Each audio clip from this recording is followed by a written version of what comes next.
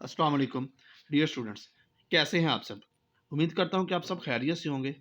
बेटा जो हमने टॉपिक स्टार्ट किया हुआ है उस टॉपिक का नाम है जी बैंक रिकॉन्सिलिएशन स्टेटमेंट। इससे पहले बेटा 3 वीडियोस मैंने अपलोड की इस चैनल के ऊपर। उसके अंदर मैंने आपको डिटेल से समझाया कि बैंक क्या होता है, रिकॉन्सिलिएशन का मतलब क्या है, फिर मैंने आपको समझाया बैंक रिकॉन्सिलिएशन स्टेटमेंट क्या होता है और ये बैंक रिकॉन्सिलिएशन स्टेटमेंट कौन बनाता है, किस मकसद के लिए बनाता है और इसके अंदर कौन कौन सी चीज़ें आती हैं। फिर हमने इसके रूल्स, इसके रेगुलेशंस पढ़े, इसके रूल्स पढ़े, इसका तरीकाकार देखा कि इसको प्रिपेयर किस तरह से किया जाता है। आज हम इसका फर्स्ट क्वेश्चन कर रहे हैं।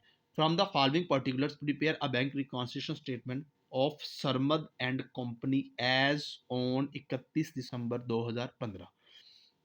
आपको बेटा क्वेश्चन में ये बताया गया कि आपने बैंक रिकॉन्सिलिएशन स्टेटमेंट को प्रिपेयर करना है सरमद एंड कंपनी की, और डेट आपको बताई गई है 31 दिसंबर 2015। पहली transaction balance as per cash book rupees 12,500। इसका मतलब है कि कैश बुक का आपके पास इतना बैलेंस पड़ा हुआ है, तो आपने ये रूल पढ़ा है कि balance as per cash book हमेशा डेबिट होता है, तो आप इसको डेबिट कर देंगे। नेक्स्ट कहता है cheque issued amounting to rupees 4,500 not presented for payment. कहता है एक आपने चेक इशू किया है, चेक्स इशू किए हैं जिनकी अमाउंट है 4,500, मगर उनको बैंक के अंदर प्रेजेंट नहीं किया गया पेमेंट के लिए। तो बेटा जो चेक आप इशू करें और उनको बैंक के अंदर प्रेजेंट ना किया जाए पेमेंट के लिए, वो आपके अनप्रेजेंटिंग या अनकैश चेक होते हैं। तो अनप्रेजेंटिंग या अनकैश चेक हमेशा डेबिट होते हैं। एक यहाँ पे आपको हिंट बता रहा हूँ, जिस स्टेटमेंट के अंदर इशूड का वर्ड आ जाएगा, बेटा जिस स्टेटमेंट के अंदर इशूड का वर्ड आ जाएगा तो आपके माइंड में उसी टाइम आना चाहिए कि जिस स्टेटमेंट के अंदर इशूड का वर्ड आ गया उस स्टेटमेंट के अंदर कहीं ना कहीं पे अनप्रेजेंटिंग चेक्स लाजमी मौजूद होंगे। तो हमारी स्टेटमेंट में इशूड का वर्ड बताया हुआ है, तो इसका मतलब है हमारी स्टेटमेंट के अंदर कहीं ना कहीं पे अनप्रेजेंटिंग चेक्स लाजमी मौजूद है। नेक्स्ट कहता cheque deposited but not clear rupees 3,110। Cheque businessman ने चेक डिपॉजिट करवाया बैंक के अंदर, मगर बैंक ने उसको क्लियर नहीं किया, नॉट क्लियर्ड है, अनक्रेडिटेड है, अनकलेक्टेड है। अमाउंट कितनी है? 3,110। तो बेटा नॉट क्लियर चेक या अनक्लियर चेक्स हमेशा क्रेडिट होते हैं, ये आपने रूल्स पढ़े हैं। एक हिंट यहाँ बता रहा हूँ, जब आपके क्वेश्चन में डिपॉजिटेड का वर्ड आ जाएगा ना, डिपॉजिटेड का, तो आपको माइंड में उसी टाइम आना चाहिए कि इस स्टेटमेंट के अंदर कहीं ना कहीं पे अनकलेक्टेड चेक्स, अनक्लियर चेक्स और अनक्रेडिटेड चेक्स लाजमी मौजूद होंगे। तो हमारी स्टेटमेंट के अंदर डिपॉजिटेड का वर्ड आया, तो इसका मतलब है इसके अंदर हमारे पास अनक्लियर चेक्स मौजूद हैं जो क्रेडिट होते हैं। नेक्स्ट है bankers had wrongly debited the firm account with rupees 712।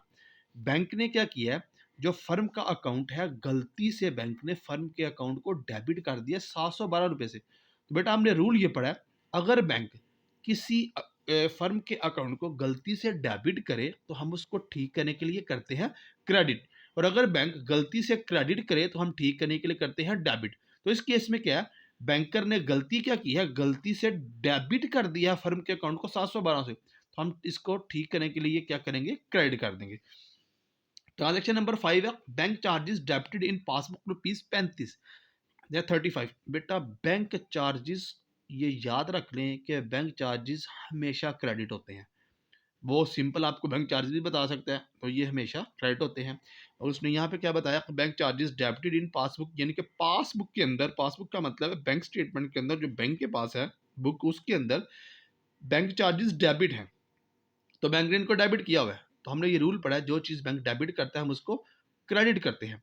तो बैंक चार्जेस हमेशा क्या होते हैं, क्रेडिट 35 रुपीज़ से। बेटा ये क्वेश्चन था, अब हम इसके सोल्यूशन की तरफ आते हैं। सोल्यूशन है हमारे पास, देखिए जी। सबसे पहले हमने पढ़ा, हमारा फॉर्मेट है सरमद एंड कंपनी, सबसे पहले नाम लिखेंगे, फिर लिखेंगे बैंक रिकॉन्सिलिएशन स्टेटमेंट, हमने स्टेटमेंट लिख दिया एज ऑन 31 दिसंबर 2015। पहला कॉलम सीरियल नंबर का, दूसरा कॉलम पर्टिकुलर्स का, तीसरा कॉलम डेबिट रुपीज़ का, चौथा कॉलम क्रेडिट और रुपीज़ का। आपने पहली ट्रांजैक्शन बेटा पढ़ी कि balance as per cash book क्या आता है, डेबिट। ये देखें, तो यहाँ पे आपने क्या पढ़ा, balance as per cash book 12,500, ये क्या आता है, डेबिट। तो बेटा यहाँ पे हमने इसको क्या किया, balance as per cash book को 12,500 से डेबिट किया हुआ है। दूसरी ट्रांजैक्शन में बेटा हमने पढ़ा कि आपने चेक इशू किए amounting to rupees 4,500 not presented, unpresenting cheques है, इसको हम डेबिट करते हैं। तो बेटा सोल्यूशन में हमने क्या किया हुआ है, अनप्रेजेंटिंग चेक्स लिखे हैं, इनको क्या कर दिया हुआ है, डेबिट।